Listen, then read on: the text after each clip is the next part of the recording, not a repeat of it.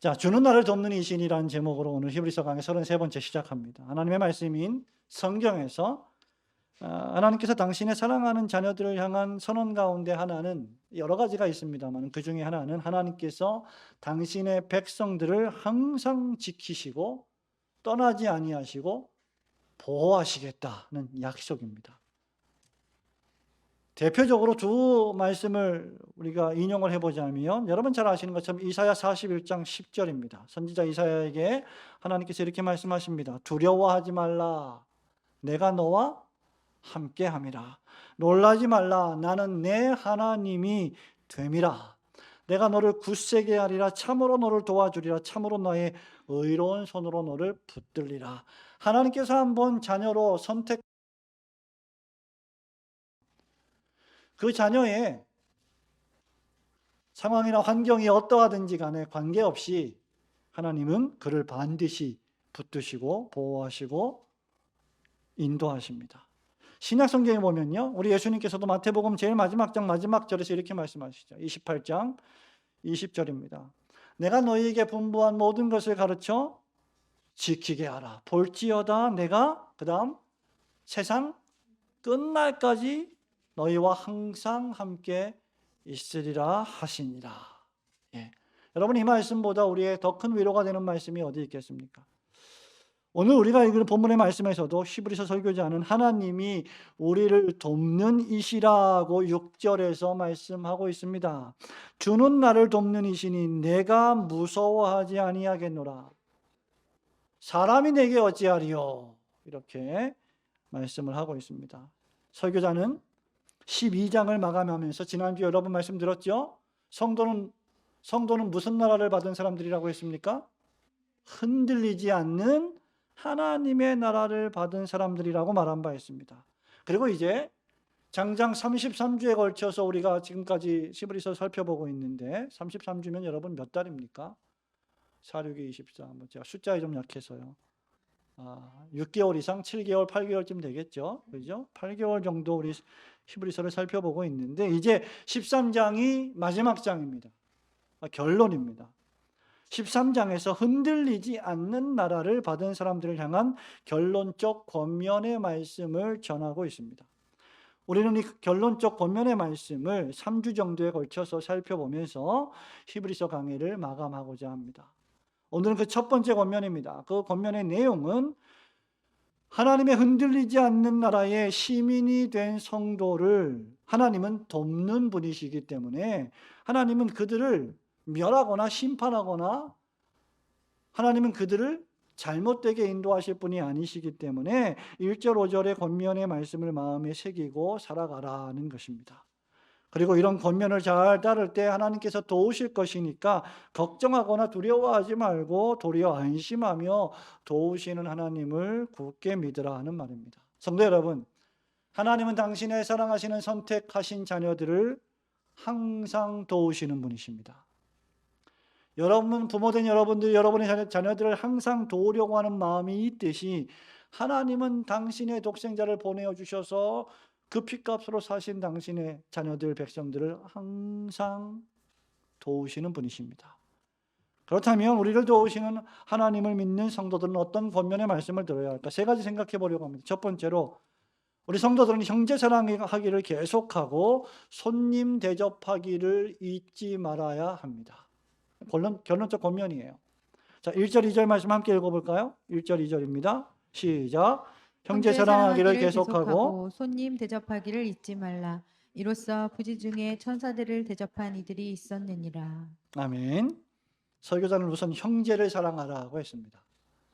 여러분, 제가 지난주 오예배 설교 때도 말씀드린 바 있는데 기독교의 복음을 오해하는 자들이 교회 안에서 그리스도된 형제들을 사랑하고 예배 중심으로 살아가기보다 세상에서 사랑을 실천하는 것이 훨씬 더 우선이다라고 생각하는 사람들이 있다고 했죠. 잘못된 생각이라고 했습니다. 설교자는 형제를 사랑하라고 했습니다. 아무나 사랑하는 게 아니라 형제를 사랑하라고 했습니다. 형제를 사랑하는 형제가 누굽니까? 그리스도 안에서 한 가족 된 사람들, 신자들입니다. 성도들입니다. 형제를 사랑하는 것은 기독교 종교의 특징입니다. 그죠? 요한에서 4장 20절에서 사도 요한이 이렇게 말합니다. 누구든지 하나님을 사랑하노라 하고 그 형제를 미워하면 이는 거짓말하는 자니 보는 바 그 형제를 사랑하지 아니하는 자는 보지 못하는 바 하나님을 사랑할 수 없느니라고 했습니다. 하나님을 사랑한다면 반드시 그 동일한 한 하나님을 믿고 섬기고 경배하는 동료, 형제, 그리스도인을 사랑할 줄 알아야 한다는 말입니다. 그러므로 신자의 사랑은요, 수직적일 뿐만 아니라 하나님을 향한 사랑일 뿐만 아니라 수평적입니다. 옆에 있는 형제들을 아끼고 사랑하는 거죠. 하나님을 사랑한다 하면서 형제를 미워한다면 하나님을 진정으로 사랑하는 것이 아닙니다. 그러면 어떻게 하는 것이 형제를 사랑하는 일입니까?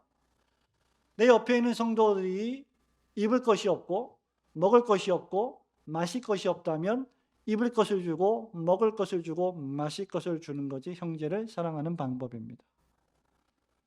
즉 영육에 입을 것, 먹을 것, 쓸 것을 공급해야 한다는 말입니다.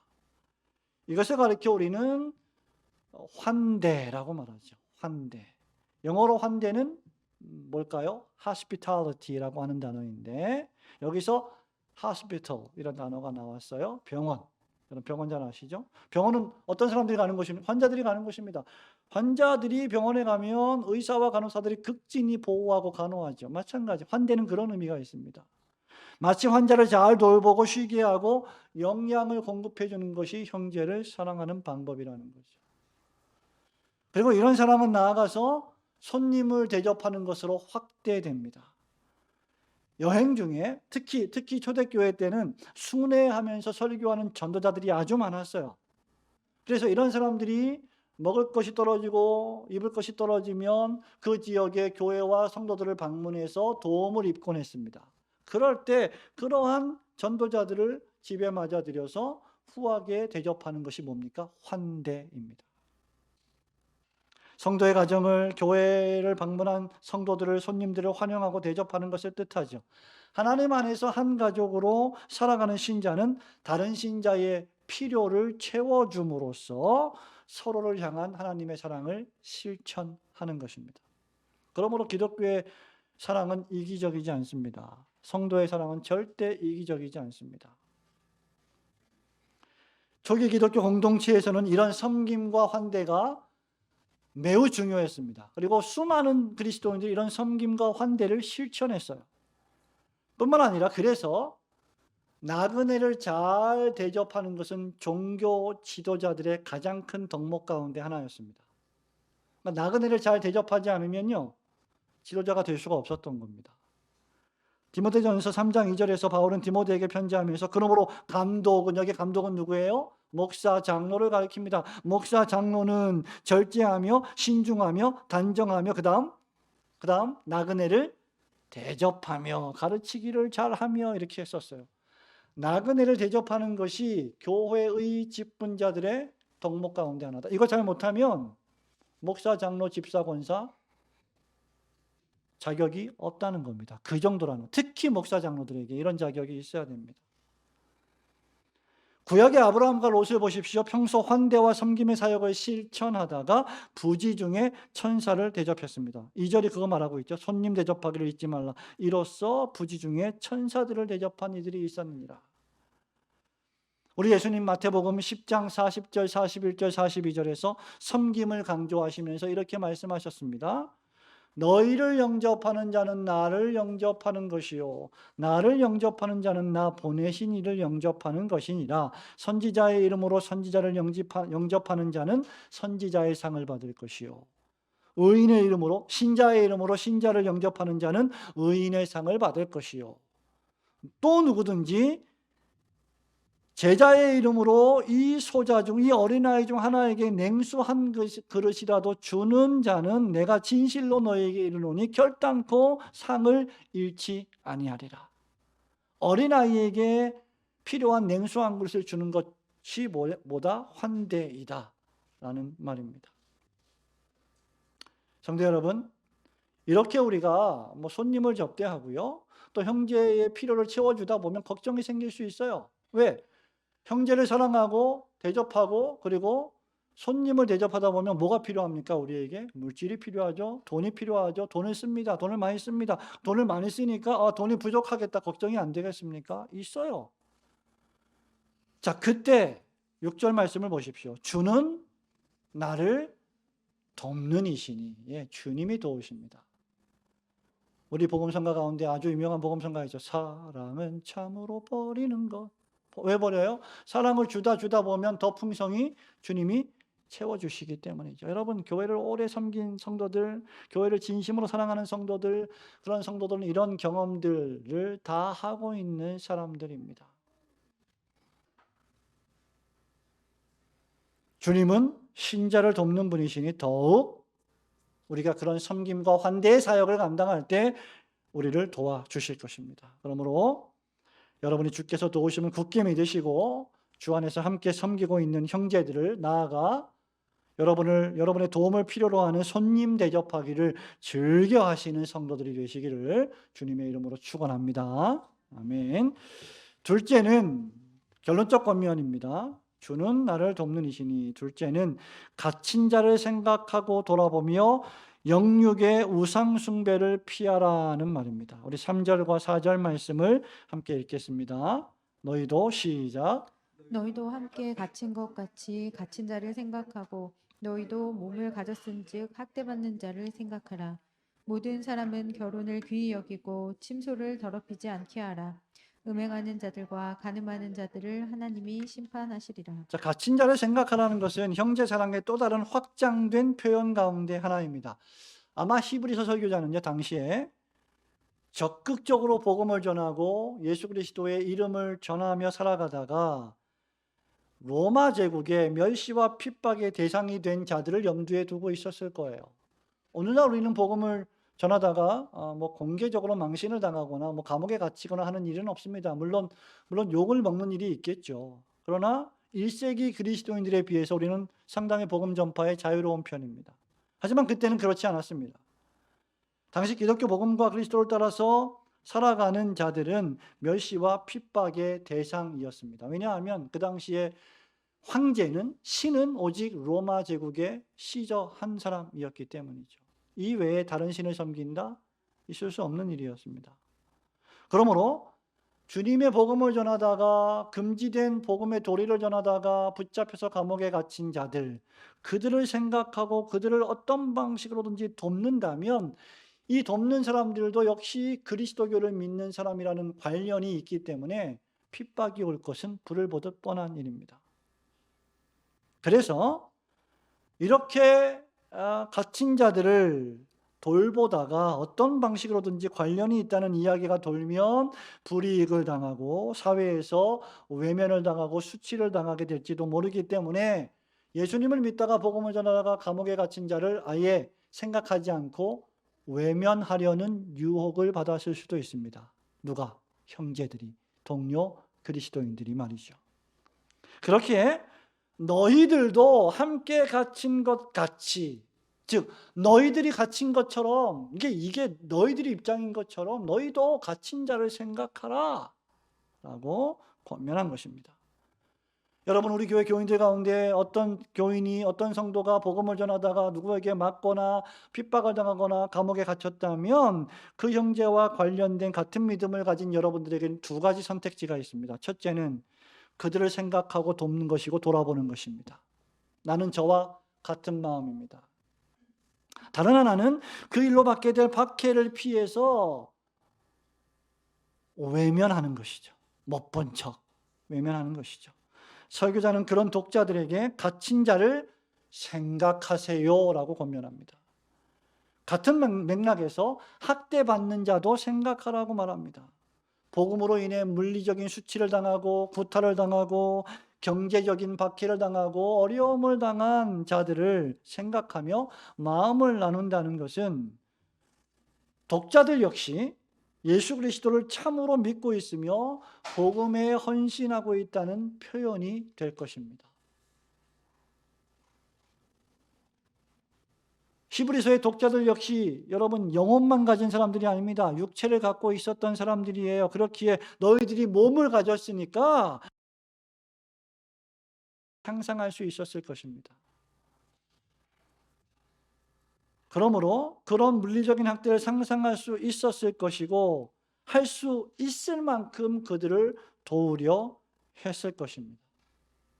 참된 성도는 어떤 사람들일까요? 어려울 때 함께하는 사람들입니다. 여러분, 좋을 때는요 다 좋잖아요. 좋을 때 인상 찌푸린 사람이 누가 있어요? 좋을 때는 문제가 잘 안 되죠. 그런데 안 좋을 때는 정말 안 좋은 겁니다. 그러한 때 곁에 있어주고 함께 있어주는 성도 얼마나 위로가 되겠습니까? 그렇게 살 때 우리는 세상으로부터 박해를 받을 수 있을 겁니다. 그럼에도 불구하고 역시 주는 여러분을 돕는 분이시기 때문에 우리는 복음 때문에, 예수님 때문에 박해받는 자들을 결코 외면하서는 안 됩니다.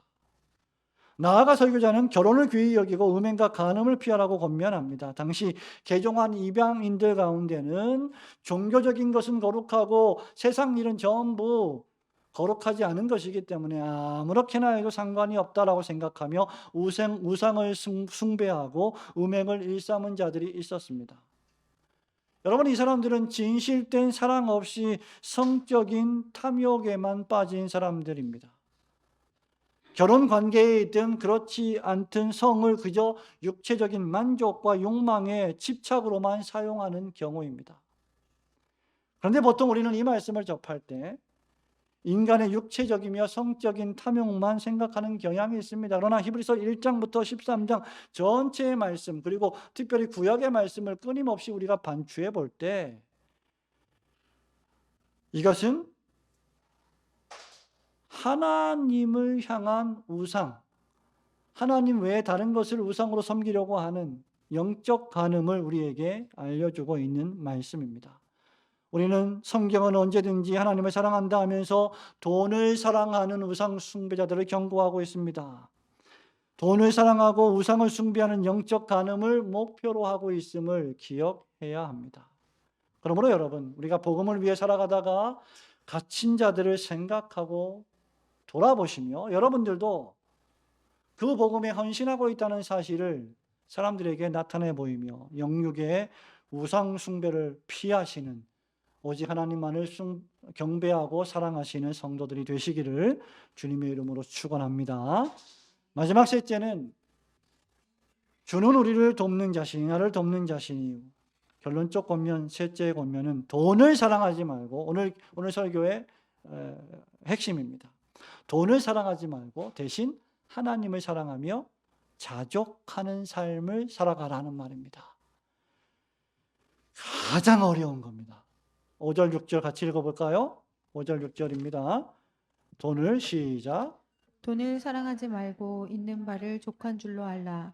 그가 친히 말씀하시기를 내가 결코 너희를 버리지 아니하고 너희를 떠나지 아니하리라 하셨느니라.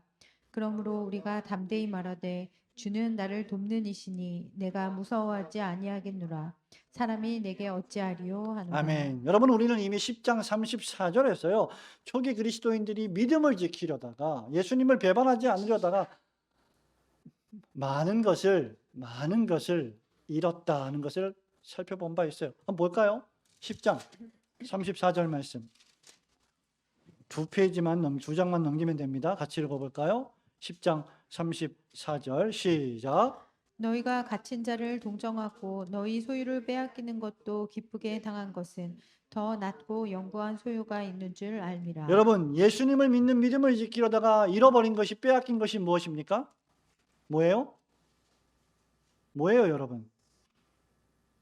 뭘 빼앗겼어요? 예? 말씀 안 하시네 아무도. 예. 너희 소유를, 재산이면 재산, 돈이죠, 물질이죠. 예, 동산이든 부동산이든 무엇이든지 간에 물질의 소유를 빼앗겼습니다. 초기 그리스도인들은 말이죠. 우리는 오늘 예수님을 믿는다고 해서요, 재산을 박탈당하거나 무슨 동산을 압류당하거나 그런 일 없습니다. 초기 그리스도인들은 그런 일들을 겪었어요. 근데 만일 여러분, 초기 그리스도인들이 하나님보다 돈을 더 사랑했다면 소유를 빼앗기는 것을 기쁘게 여기지 않았을 거예요. 그럼 보세요. 34절에. 이 사람들은 기쁘게 여겼어요. 가능하겠습니까, 여러분? 예수를 믿는데 여러분한테 돈을 다 강탈하는 것을 여러분 기쁘게 여길 수 있겠습니까? 도리어 여러분 만약에 돈을 사랑했다면 소유를 빼앗기지 않으려고 무슨 짓이든 했을 겁니다. 우리가. 왜? 우린 돈 사랑하는 사람이니까. 주님을 배신하고 신앙을 저버리는 일도 있었을 겁니다. 그렇기에 설교자는 돈을 사랑하지 말라고 말하는 것입니다. 도리어 돈을 사랑하지 않게 하시기 위해서 어떻게 하라 그랬어요? 그 다음에 13장 5절에 있는 바를 족한 줄로 알라. 지나친 욕심과 탐심을 가지지 말라는 말입니다. 여러분, 돈을 사랑하지 말고 자족하며 살아가라는 것은 성경의 일관된 가르침입니다. 이것은 오늘날 현대의 문화와 정반대의 가르침이에요. 현대의 문화는 어떠합니까, 여러분? 더 많이 가지세요. 더 많이 일하세요. 더 많이 버세요. 더 높이 올라가세요. 그러면 여러분들은 행복할 겁니다. 이게 현대의 문화입니다. 그러나 성경은 이렇게 말합니다. 돈을 사랑하는 것이 우상숭배 가운데 우상숭배다. 바울은요, 디모데전서 6장 10절에서요 이렇게 말해요. 돈을 사랑하는 것이 일만 악의 뿌리가 된다. 놀라운 진술 아닙니까? 악이 많이 있는데 만 가지의 악이 있는데 그 만 가지 악의 뿌리가 돈을 사랑하는 것에 있다. 이것 때문에 적지 않은 이들이 미혹을 받았고 믿음에서 떠났으며 그 다음 근심으로 자기를 찔렀다. 칼처럼 그 돈을 사랑하는 그 걱정하는 마음이 자기를 찔러 죽였다 이 말 하고 있습니다. 돈을 사랑하는 결국은 뭐냐면 자기가 죽는 거예요. 자기가 죽는 줄 모르고 돈을 사랑하는 겁니다. 그런데 여러분 디모데후서 3장 2절에 보면 말세의 징조 가운데 하나가 뭐냐면 사람들이 자기를 사랑하며 그 다음 돈을 사랑하는 것이다 라고 했습니다. 돈을 왜 사랑할까요? 사람들이요? 한 가지 이유밖에 없어요. 자기를 너무 사랑하기 때문입니다. 하나님을 사랑하면 돈을 사랑하지 않습니다. 하나님을 사랑하면 돈을 선용합니다. 하나님을 사랑하면 돈이 목표가 되지 않습니다. 하나님을 사랑하면 돈은 수단, 방편이 되는 거죠. 그러므로 돈을 사랑하지 않는 것은 매우 힘들고 어려운 과업입니다. 여러분들에게 돈을 많이 줄 테니까 주일날 예배 가지 말고 나와서 일을 하세요. 그러면 유혹받지 않겠어요? 우리는 하나도 안 받으시겠네요. 다 믿음이 좋으셔서. 신자들은 마땅히 이것이 어려운 일일지라도 과감히 수행해야 합니다. 신자들은 돈을 사랑하거나 숭배하며 살지 않기 때문입니다. 도리어 하나님의 나라와 그의 의를 위하여 돈을 사용하기 때문이죠. 이것이 세상 사람들과 신자들이 다른 근본적인 이유입니다. 우리 장로님 회사가 이름이 뭔지 아시죠? 베델입니다. 베델인더스. 하나님의 집, 선교적 기업, 교회를 위한 기업. 평생 그걸 위해서 사업을 해오셨어요. 그래서 하나님이 어려운 상황과 환경 가운데서도 몇십 년 동안 지켜주시는 것이라 목사는 생각합니다. 여러분, 그 근본적인 이유는 하나님께서 성도들의 쓸 것과 필요를 채워주실 것이라는 믿음 때문이요. 이 믿음은 하나님이 약속하신 말씀에 근거하고 있기 때문입니다. 마태복음 6장 31절, 32절, 33절에 보면요. 너희가 먼저 그의 나라와 그의 의를 구하라. 그리하면 하나님이 이 모든 것을 너희에게 더해 주시리라. 이방인들처럼 우상을 숭배하는 자들처럼 무엇을 먹을까 뭘 마실까 일용할 양식을 위해 걱정하지 마라. 왜? 하나님이 더해 주신다고 약속하셨기 때문입니다. 그래서 우리는 하나님이 주신 것에 만족하는 삶을 살아야 합니다. 바울이 디모데전서 6장 6절과 7절에서 이렇게 말합니다. 그러나 자족하는 마음이 있으면 경건은 큰 이익이 되느니라. 사람이 자족하지 않으면요, 만족하지 않으면요, 자신의 삶에 대해서 주신 물질에 대해서 자족하며 살지 않으면 경건이 어렵습니다. 왜? 끊임없이 욕심이 생기기 때문이죠. 경건 생활에 집중을 못해요. 우리가 그 다음 말씀, 우리가 세상에 아무것도 가지고 온 것이 없음에 또한 아무것도 가지고 가지 못하리니. 성도 여러분, 여러분이 아무리 돈을 많이 벌어 보았자 죽을 때 아무것도 못 가져갑니다. 우리에게 무엇이 남을까요? 하나님 나라와 그분의 의를 위하여 사용한 물질이 남습니다. 썩을 양식을 위하여 일하지 말고 그래서 썩지 아니할 영원한 생명을 위하여 일하라고 우리 주님 말씀하셨죠.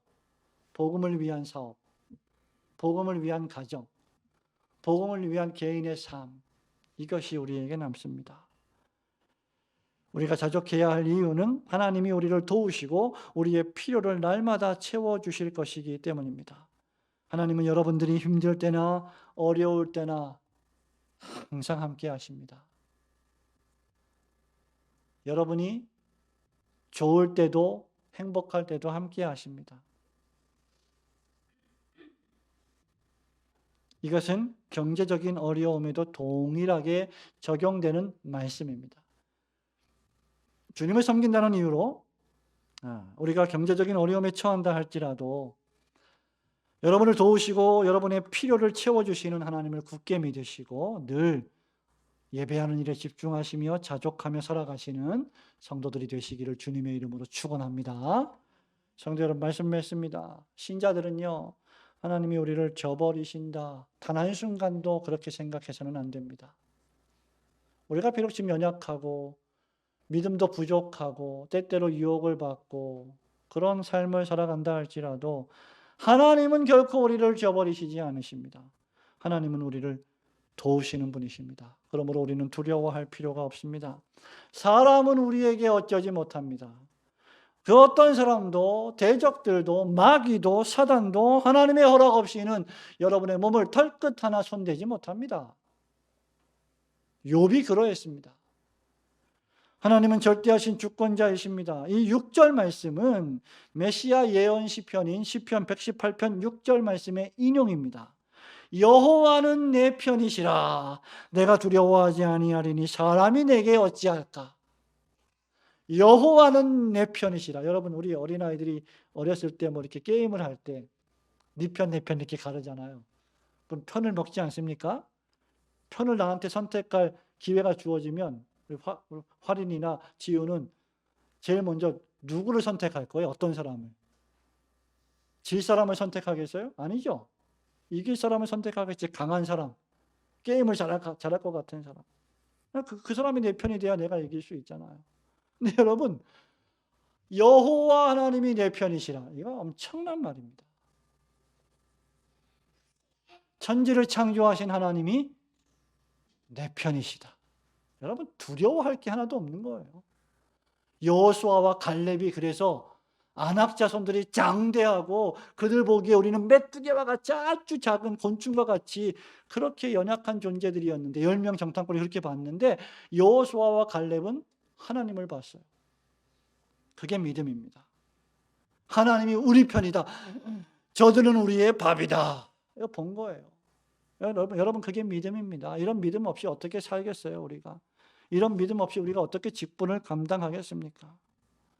메시아는 하나님이 자신의 편이시라며 두려워하지 않는다고 말씀합니다. 그리고 이 말씀은 1세기 히브리서 독자들에게 그리고 오늘날의 삶을 살아가는 여러분들의 삶에도 동일하게 적용됩니다. 하나님이 우리 편이시다. 하나님이 여러분의 편이시다라면 여러분은 두려워할 필요가 없습니다. 하나님의 뜻을 떠나서 우리에게 어찌할 수 있는 사람은 아무도 없기 때문입니다. 주님은 온 우주와 세상과 만물과 인간의 삶을 주관하시고 다스리시는 분이시며 특별히 신자를 돌보시고 도우시며 필요한 모든 것을 채워주시는 분이십니다. 하나님은 여러분보다 크십니다. 하나님의 생각은 여러분의 생각보다 크십니다. 그 하나님을 우리의 지식과 도덕의 잣대로 평가하거나 제한해서는 결코 안 됩니다. 하나님은 하나님의 선택하신 자녀들, 당신의 가장 귀하신 독생자를 보내서 피 흘려 사신, 값주고 사신 자녀들을 도우시는 분이시며 흔들리지 아니하는 하나님의 나라에 들이실 것입니다. 우리를 도우시는 분이 하늘에 계시니 하늘에 계신 여러분의 하나님을 굳게 믿으시고 오늘도 그 하나님께 자비와 긍휼과 사랑을 구하면서 겸손하게 살아가시는 성도들이 되시기를 주님의 이름으로 축원합니다. 아멘.